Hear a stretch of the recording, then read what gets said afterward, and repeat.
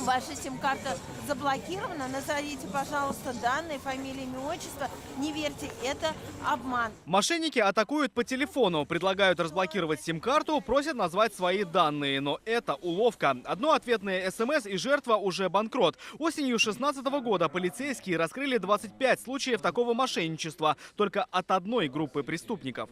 В структуре управления уголовного розыска создан отдел самостоятельный, отдел по раскрытию мошенничеств.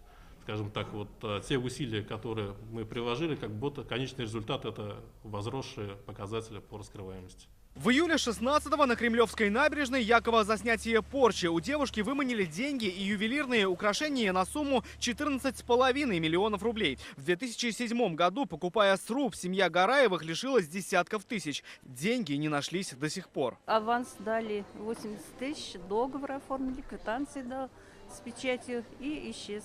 Сегодня Разия Хасанова крайне трепетно относится к своим сбережениям. Ежедневно на телефон приходят десятки СМС. Не кроется ли подвоха и там, определить сразу могут только профессионалы. Рамиль Шайдуллин, Ильшат Мухаметов, ТНВ, Казань.